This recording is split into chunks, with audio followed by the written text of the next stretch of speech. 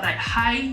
Okay, selamat datang ke video bahagian kedua untuk bab 1 biologi tingkatan 4, okay? So, pada hari ini kita akan bercakap tentang subtopik 1.3 berkomunikasi dalam biologi dan juga subtopik yang keempat penyiasatan saintifik, okay? Kenapa komunikasi dalam biologi ni penting? Sebab bila kita dah selesai menjalankan uji kaji, okay? Kita dah habis buat research, dah habis buat eksperimen, bila kita menghasilkan satu laporan, satu lab report, benda utama adalah kita nak memastikan pembaca faham apa yang kita buat, pembaca faham data yang telah kita kumpul dan juga data yang telah kita interpret. Okey. Jadi di situ pentingnya komunikasi dalam biologi ni. Takkanlah macam contoh kita dah collect data, kita nak tulis semua data tu dalam bentuk satu perenggan, dalam bentuk ayat. Tak sesuai. Dia tak memudahkan pembaca untuk faham, okey? Jadi, apa cara dia? Kita ada 3 jenis cara untuk berkomunikasi dalam biologi, iaitu menggunakan jadual, graf dan juga lukisan. Okey, kita tengok dulu jadual. Untuk buat jadual dalam bio senang saja, okey? Kita buat jadual macam ni. Contoh kita nak buat eksperimen berkenaan fotosintesis, okey? Kita nak mengenal pasti hubungan antara suhu dengan kadar fotosintesis. Jadi, untuk laju kiri ni, untuk laju yang pertama, untuk first row, kita kena letak pemboleh ubah di manipulasi. Or in English we call it as manipulated variable, aka independent variable. Untuk laju kanan, untuk row yang kedua, kita kena letak untuk pemboleh ubah bergerak balas. In English we call it as responding variable, aka dependent variable.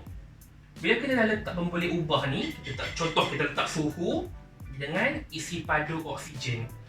Benda yang paling penting adalah untuk letak unit, okey? Letak unit dalam bracket macam ni, ataupun kalau tak mahu letak bracket, letak slash macam ni, okey? Kena ada unit. Kalau melibatkan sukatan, okay, apa saja kita yang sukat. Kita sukat guna stopwatch ke, pakai measuring cylinder ke kan. Yang tak perlu ada unit, bilangan saja. Frekuensi. Frekuensi memang tak ada unit lah kan. Okay? Okay, lagi satu benda yang paling penting. Untuk jadual, bila kita nak isi nombor yang dibenarkan hanyalah nombor bulat dengan nombor perpuluhan. Okey? Tak boleh ada fraction, tak boleh ada pecahan dalam jadual. Okey, kena nombor bulat ataupun nombor yang ada titik perpuluhan. Selesai untuk jadual. Okey? Seterusnya kita nak bercakap tentang graf. Graf untuk biologi kita kena tahu graf garis, carta bar dengan histogram. Okay, kita tengok dulu graf garis. Cara nak buat graf garis senang saja. Kita kena mulakan dengan paksi Y dan paksi X. Paksi Y dengan paksi X. Paksi Y untuk pemboleh ubah bergerak balas. Okay?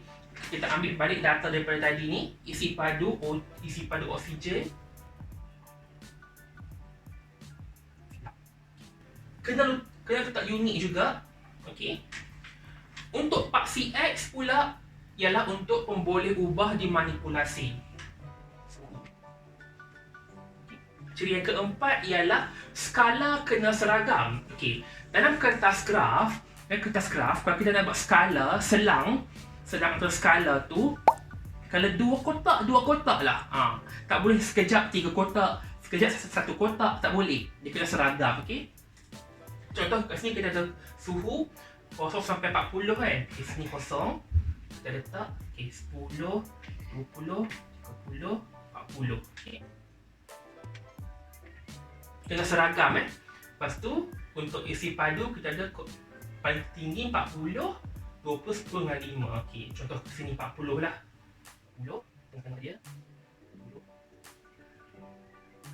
Kena seragam dia punya skala ni. Okay. Ciri yang keempat. Ciri yang kelima, yang ni spesifik untuk graf garis. Ciri yang kelima adalah kita kena tanda data dalam graf tu dengan titik ataupun pangkah sahaja. Okey? Jangan nak fancy nak buat bentuk love ke, tak boleh. Okey? Untuk kosong, masih ada 10, 5, ada 20, 40, 30 dan 50, dan juga 40 dan 10. Kena apa? Kena tanda pakai pangkah ataupun dot sahaja. Okey? Ciri yang seterusnya, kita kena sambung data-data ni dengan garisan. Pastikan garisan tu connect semua point dalam graf tu. Lagi bagus kalau kita buat smooth curve. Contoh Ciri yang terakhir, untuk setiap graf, tak kisahlah graf apa pun, kena tulis tajuk. Okey? Kita kena tulis tajuk dekat bahagian atas graf tu. Graf boleh ubah bergerak balas, melawan, boleh ubah dimanipulasi. Okey? Graf boleh ubah bergerak balas, melawan, boleh ubah dimanipulasi. Okey, Y lawan X. Dan dalam ni apa dia? Graf isi padu melawan suhu. Dalam English pun sama juga. Kalau in English we call it as graph of oxygen volume versus temperature. Sama saja format dia kalau dalam bahasa Inggeris pun. Okay? Selesai, itu saja untuk ciri-ciri graf garis. Tapi kita ada lagi dua jenis, iaitu carta bar dengan histogram. Okay. Carta bar ni ataupun dalam kataan lain carta palang. Okay? Bar chart. Apa function bar chart ni adalah untuk menunjukkan perbandingan antara dua atau lebih kumpulan mengenai frekuensi setiap kumpulan tu. Okey.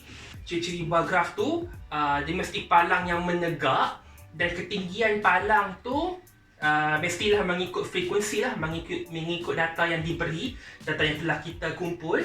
Dan juga palang-palang tu tak boleh bercantum. Palang-palang tu mesti ada gap. Okay? Mesti ada gap yang seragam antara satu sama lain. Okay. Itu carta bar ataupun carta palang. Yang ketiga, histogram. Okay? Histogram ni, apa pula fungsi dia? Histogram ni adalah untuk menunjukkan taburan data. Contohnya kita nak kumpul data ketinggian antara contoh 100 orang murid. Okay? So, ketinggian tu untuk paksi Y, kita buat skala, kita buat range, kita buat julat 100, 110, 111, 120, okay? Sampai 200 contoh lah kan. Contoh macam tu. Lepas tu kita buat dia palang menegak juga, tapi palang-palang tu mesti bercantum antara satu sama lain. Okay? Itu adalah ciri-ciri histogram. Yang lain-lain tu sama je. Paksi Y untuk pemboleh ubah bergerak balas, paksi X untuk pemboleh ubah dimanipulasi, sama saja. Tajuk graf pun kena ada. Yang berbezanya adalah cuma palang-palang dia mesti bercantum sebab kita nak tunjukkan taburan data. Dan yang keempat, kat sini tak ada. Tapi yang keempat, kalau korang tengok dalam buku teks, okay, kan dia bagi graf histogram kan.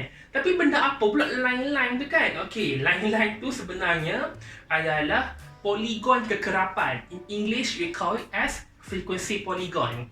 Konsep dia sama juga dengan histogram untuk menunjukkan taburan. Tapi, kalau frekuensi poligon ni, poligon kekerapan ni, dia ambil, kan kita dah letak skala 100 sampai 110, 111 sampai 120. Kalau untuk frekuensi poligon ni, dia ambil midpoint. Midpoint setiap satu tu, lepas tu dia connectkan lah jadi bentuk macam poligon macam tu. Itu saja jenis-jenis graf dalam biologi. Okay, seterusnya kita nak tengok lukisan dalam biologi. Okay, yang ni kita pakai IV dulu.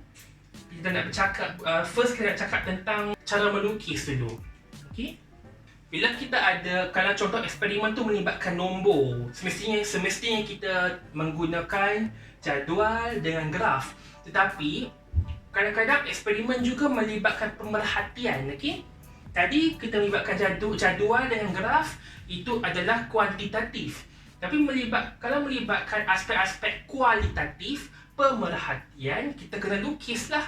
Contoh kena lukis sel ke, lukis spesimen yang kita tengok dalam mikroskop ke, okey? Cara-cara melukis dia adalah kena pakai pensel. Ni saya pakai marker sebab dekat whiteboard kan. Tapi dalam kertas, dalam exam paper ke, dalam lab report ke, kena pakai pensel. Tak boleh pakai pensel warna, tak boleh pakai pen. Okey? Itu yang pertama. Yang kedua, kita kena pastikan bentuk spesimen yang kita nak lukis tu tak boleh pakai pembaris. Contoh saya nak lukis animal cell PD3 ni. Contoh macam ni. So ciri yang kedua, tak boleh pakai pembaris untuk lukis outline, untuk lukis struktur spesimen tu. Itu yang kedua. Okey, ciri yang ketiga adalah tak terputus-putus. Mesti bersambung, okey? Bersambung. Tak boleh terputus-putus macam ni, tak boleh. Kena bersambung. Okay. Ciri yang keempat, lorekkan. Nak lorek, tak boleh lorek cara artistik. Tak boleh lorek cara pendidikan seni. Okey, kita ada pensel ni. Kita belia lah, lorek kan? Tak boleh. Kita lorek cara mat saja. Kita ambil pembaris. Lorek macam ni saja, tak boleh lorek macam pendidikan seni, okey? Okey. Ciri yang seterusnya mesti berlabel, okey? Label dia, cara label. Contoh. Okey, nukleus, contoh animal cell nukleus. Okey. Kita cara label, ambil pembaris, lepas tu tarik ke tepi, baru kita tulis label bahagian apa kita nak label tu. Seterusnya, ciri yang seterusnya, kalau kita nak label lebih daripada satu, tak boleh bersilang. Contohnya, nak label sel membran, okey? Membran sel. Okay, tak boleh macam ni, bersilang, tak boleh. Dia kena straight line.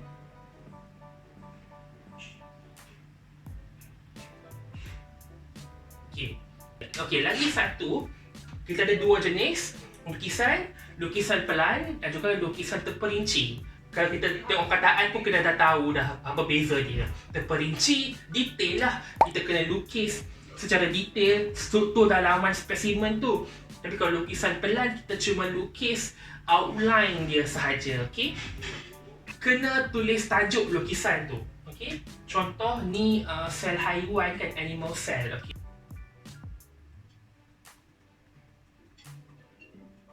Kena tulis tajuk kat bawah tu. Okey, benda ni last kali kalau kita tahu ataupun kita diberi panjang sebenar ataupun ukuran sebenar spesimen tu, kita kena kira faktor pembesaran, magnification factor. Okey, apa tu?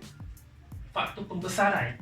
Okey, faktor pembesaran ni, panjang lukisan kita lukis ni, dari satu hujung ke satu hujung, kita ukur dalam unit sentimeter, kita bahagikan dengan panjang sebenar spesimen juga dalam unit sentimeter. Okey, lepas tu baru kita dapat magnification factor, faktor pembesaran. Tapi dia tak ada unit lah sebab sentimeter bahagi sentimeter cancel out each other lah. Dia tak ada dah sentimeter, jadi kita letak X sahaja. Selalunya dalam exam paper dia akan tanya faktor pembesaran lah. Contoh dalam ayat tu, dalam soalan tu, dia akan bagi panjang spesimen sebenar. Lepas tu kita kena ambil pembaris, kita kena ukur panjang lukisan, kita kena kira faktor pembesaran. Itu contoh lah. Kalau dalam exam dia tanya macam tu lah. Okey, kita nak bercakap pula tentang yang saya KIV tadi ni.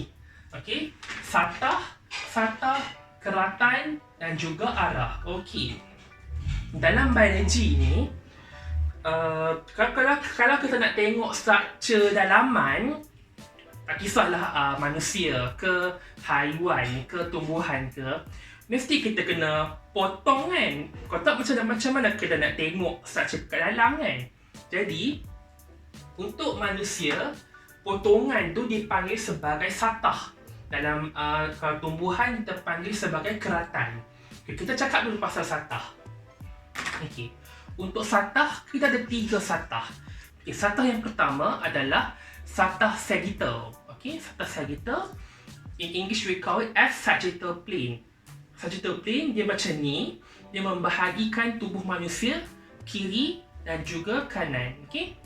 Kenapa nama dia satah sagittal? Sebab kalau kita letak betul-betul kat tengah-tengah macam ni satah sagittal tu akan melintasi satu line dekat tengkorak kita ni.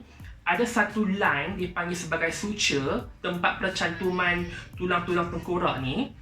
Dia lalu daripada depan sampai ke belakang. Suture tu dikenali sebagai sagittal suture. Itu satah yang pertama. Satah sagittal membahagikan badan kepada kiri dan kanan. Okey.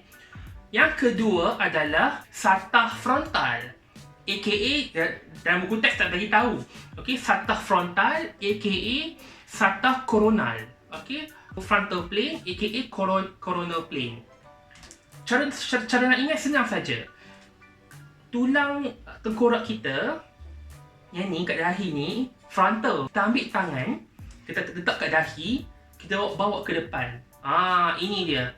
Kita punya satah frontal. Satah frontal membahagikan badan manusia kepada depan dan juga belakang. Okey.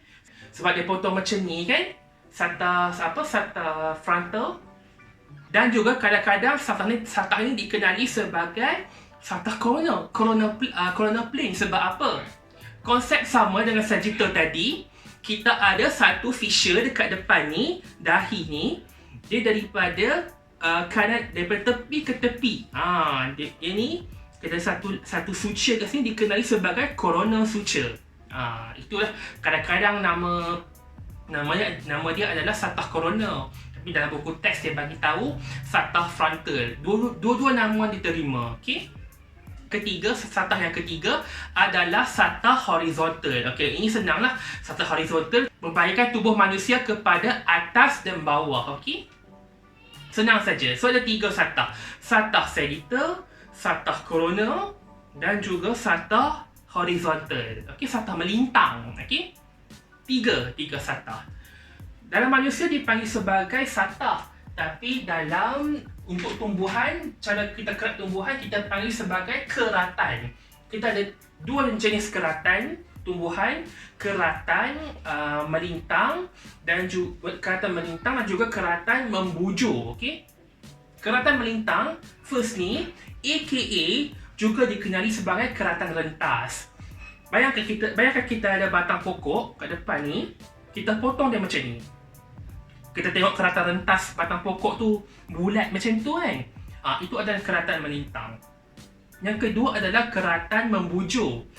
Kita ada batang pokok tapi kita potong dia macam ni. Kita potong dia macam ni supaya kita tengok struktur dalam dia. Kita boleh nampak daripada atas sampai bawah. Itu adalah keratan membujur. Itu 2. Keratan melintang aka keratan rentas dan juga keratan membujur untuk tumbuhan. Dua-dua tu untuk tumbuhan. Seterusnya kita nak bercakap pasal arah. Okey. Dalam bio ni, ini yang uniknya bio ni. Biologi menggunakan istilah spesifik, istilah yang lain untuk menyatakan arah. Especially tentang struktur dalaman organisme lah. Contoh untuk kita menyatakan atas bawah, kiri kanan, kita tak panggil up down, left and right, tak panggil. Kita panggil ada istilah-istilah tertentu. Okey, kita go through one by one Okey, untuk atas dan juga untuk bawah. Atas kita panggil sebagai superior, bawah kita panggil sebagai inferior. Cara mudah ingat, superior, kita merasa superior, kita berada di atas. Okey, jadi superior atas. Inferior, kita berasa inferior, kita berasa lemah, kita ada di bawah. Jadi inferior bawah, superior atas, inferior bawah. Okay, saya pusing ke sini pula. Depan dan juga belakang. Depan kita panggil sebagai anterior, belakang kita panggil sebagai posterior. Depan anterior, belakang, posterior. Okay, kita dah cakap atas, bawah, depan, belakang, mesti kiri kanan pula kan? Okay, tak. Dalam bio kita tak ada kiri kanan, tapi kita ada tengah dan juga tepi. Tengah, medial, tepi, lateral. Tengah, medial, tepi, lateral. Cara mudah ingat, medial. Medial tu macam medium kan, macam tengah-tengah macam tu kan, macam median macam tu. So dia tengah, medial tengah, lateral tepi. Itu kalau manusia. Tapi kalau haiwan, macam ikan ke, tak pun macam haiwan-haiwan lain, kucing, beruang, haiwan-haiwan tersebut berkaki 4. Jadi bahagian perut dia menghadap ke bawah, bahagian tulang belakang dia pula menghadap ke atas. Jadi contoh saya lukis ikan kat sini. Okey. Depan dia adalah kepala. Depan dia adalah anterior. Kepala dia lah. Okey. Belakang dia pula posterior. Ekor lah, bahagian ekor. Untuk bahagian perut yang menghadap ke bawah, kita panggil sebagai ventral. Untuk bahagian tulang belakang yang menghadap ke atas, kita panggil sebagai dorsal. Okey. Dia lain sikit lah berbanding manusia. Okey. Kalau dalam ayat, terutamanya dalam anatomi, cara nak gunakan perkataan-perkataan tu, contoh ayat dia, trakea berada superior kepada paru-paru. The trachea is superior to the lungs. Kalau kita convert balik, trachea ialah atas paru-paru. Betul lah. Trachea adalah superior kepada paru-paru. Trachea berada di atas paru-paru. Betul lah. Okay. Contoh yang kedua. Paru-paru berada anterior kepada tulang belakang. The lungs are anterior to the spinal column. Betul lah, paru-paru kita kat depan, tulang belakang pula dekat belakang lah kan. Okay, macam tu contoh ayat dia, contoh penggunaan perkataan arah tu dalam ayat. Okey. Settle lukisan. Kita dah cakap tentang jadual, graf dan juga lukisan. Okey. Subtopik terakhir untuk bab 1, penyiasatan saintifik. Alah ni kita refresh balik je lah, ni just untuk kita tahu langkah-langkah menjalankan penyiasatan saintifik. Ni macam refresh balik je daripada sains PT3. Tapi tak apalah, kita go through sikit lah kan. Okay. Yang pertama ialah mengenal pasti masalah. Kita kena kenal pastilah masalah yang kita nak selesaikan. Kita kena ada penyataan masalah dan juga tujuan. We need to have a problem statement and also an aim for the experiment. Kita tak boleh saja-saja buat uji kaji. Saja-saja kita nak buat uji kaji tak boleh.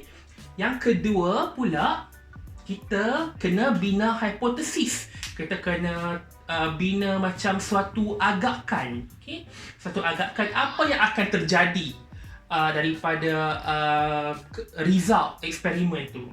Itu step yang kedua. Step yang ketiga, kenal pasti PU. PU bukan pencetus rumah, bukan. Kenal pasti pemboleh ubah. Kita kena kenal pasti pemboleh ubah dimanipulasi, bergerak balas dan juga pemboleh ubah malar. Okay, constant variable. Kena ada tiga-tiga tu pemboleh ubah. Step yang keempat, merancang dan menjalankan. Of course lah, kita kena rancang prosedur eksperimen tu. Lepas tu kita execute, kita jalankan eksperimen tu. Step yang kelima, kumpul data. Memanglah obviously kita kena kumpul data untuk eksperimen tu.